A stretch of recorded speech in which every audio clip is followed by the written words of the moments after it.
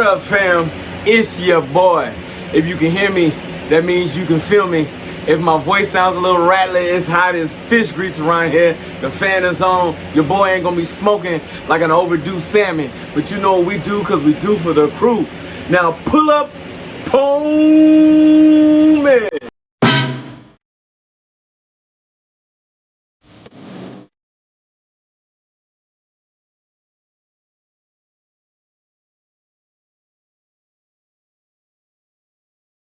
Alright folks, Saturday edition, yes sir. We went to go see the Killers game last night. But you know, before we talk about that, like, subscribe, share, comment, talk to your boy, have a conversation. Do what we do, because we do for the crew, and I'm doing it just for you.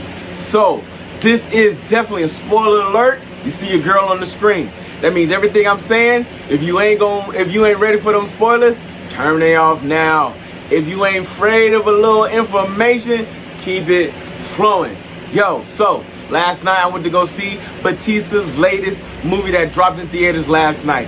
By far, it's one of his best flicks. I mean, outside of The Army of the Dead, which I highly enjoyed very much on Netflix, this was a really good film.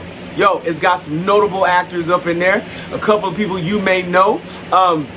Some folks that played from Marvel movies, which Bautista has a good strong connection with, being from Guardians of the Galaxy. And so we have some other comedic times. So what is the Killers game? It is an action comedy movie. Looks like it may have a part 2, just the way things ended up in there. What is it about? So you have a top assassin on the European side of the world doing his thing.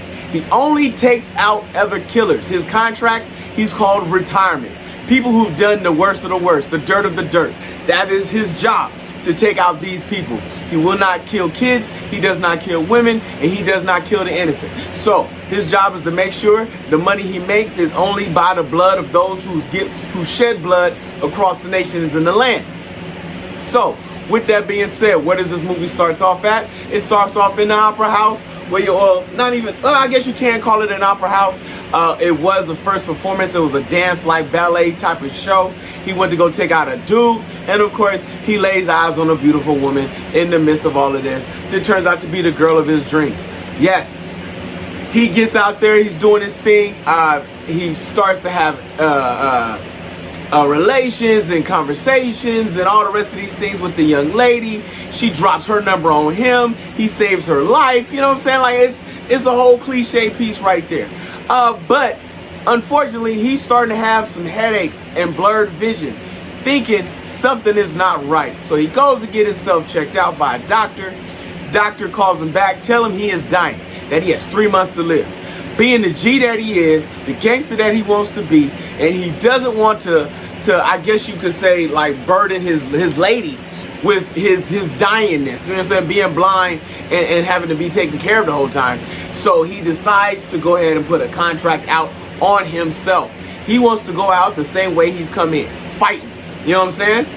Turns out the diagnosis was not only wrong, but inaccurate, and somebody else's. Yes, sir. So what does he try to do? Like any sensible man, let's cancel the contract. But there's only one problem. The person he's scheduled to have his contract with, he ended up killing her father because he was a shady individual too. And she wants revenge and refuses to cancel the contract. So this turns out to an all-out war and adventure. Him against the entire assassin army. And by far, when I'm telling you there is killing involved, there is killing everywhere. Bloodshed, guts. Yo, anywhere you can see it. You have female assassins. You have Scottish assassins. You have the Asian assassins. You have Korean assassins. I mean, you name it, you got it, you get it. You even have the Americans trying to drop in with some mercenaries.